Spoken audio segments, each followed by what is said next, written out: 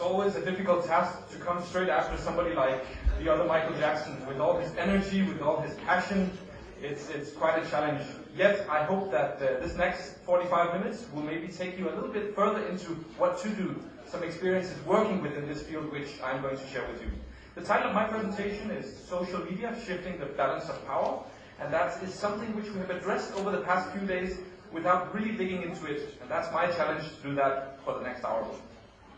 So, what's up on the agenda for the next 45-50 minutes? I'd like to give you a brief introduction to who I am, how we work at Seismonaut, the company in Denmark which I'm the founder of. After that, we'll talk a little bit more about this phenomenon called the digital traveler, an understanding of how people have changed their habits in travel, in other areas as well. And finally, I will share the 7 lessons I've learned working within this field over the past 3 or 4 years. So, this is the company I represent, Seismonaut, founded 3 years ago. Today we have 9 consultants in Denmark. We're a strategic innovation and concept consultancy, and we help the travel industry, as well as other industries, navigate and understand these new digital technologies and new media. 3 areas are the key efforts that we put into our work. The first one has to do with knowledge and insight.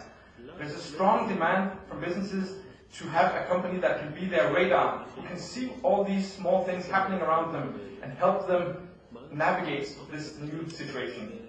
We also work on capacity building, something which has been addressed also over the past couple of years. We help clients navigate skills, mindsets, and organizational structures which help them increase the position which they have in the market. And finally, we work on more concrete innovation projects. We work with our clients developing new services, new tools, new groundbreaking services that can kind of take them into a new leadership position on the market. Enough about us. Let's look at the digital traveler. So, first question, and I'm seeing this from a European perspective because that's where we have most of our clients. So some things you might feel is a little bit different here, but at least it will give you a good understanding of where I believe we are all heading.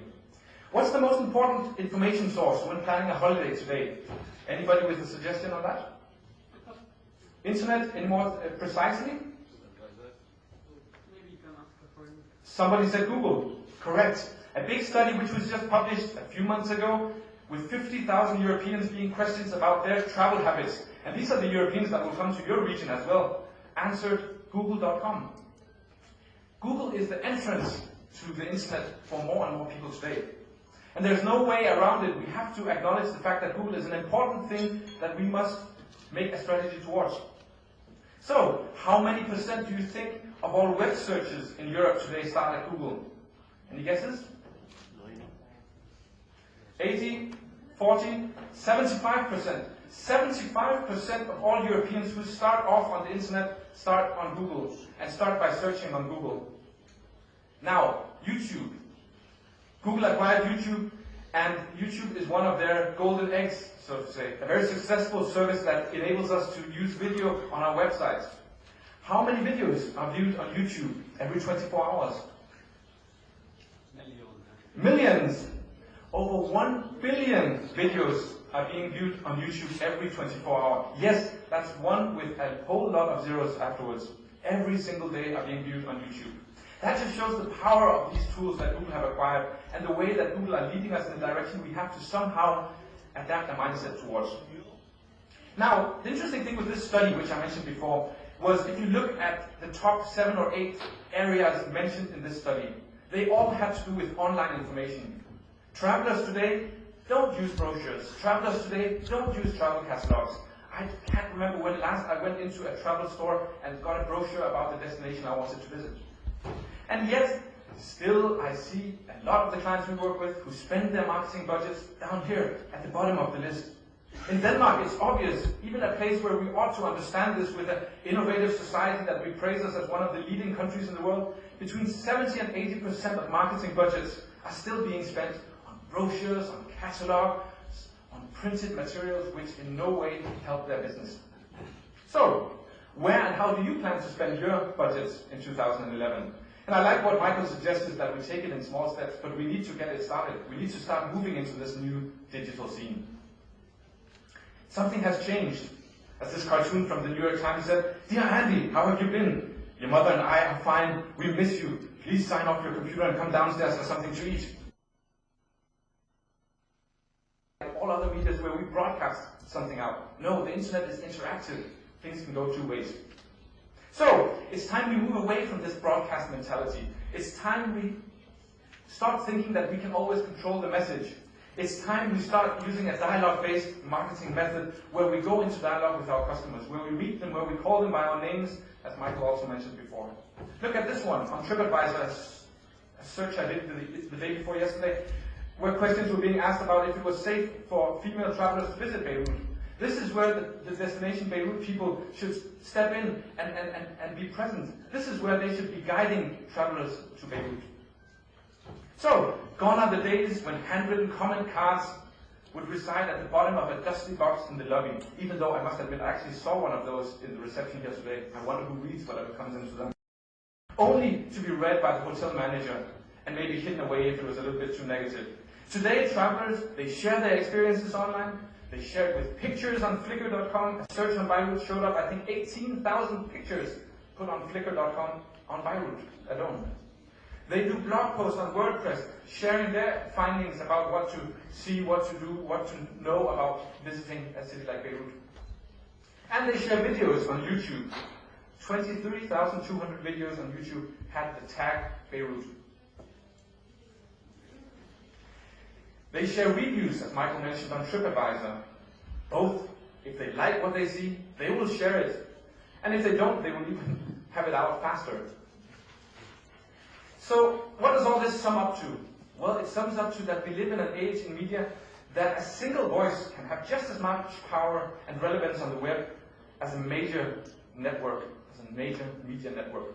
This case is from 2009, where Ashton Kutcher, the famous actor, challenged CNN on Twitter and said, I can have more followers on Twitter than you can, CNN. And they had a small battle, and Ashton Kutcher reached 1 million friends on Twitter quite a lot faster than CNN. And when it was all tidied up, he actually proved the point that one single person today can have more power and relevance on the web than a major media network. And that's what's challenging our business. That's what's kind of causing us to meet these 2 days to discuss these new scenarios.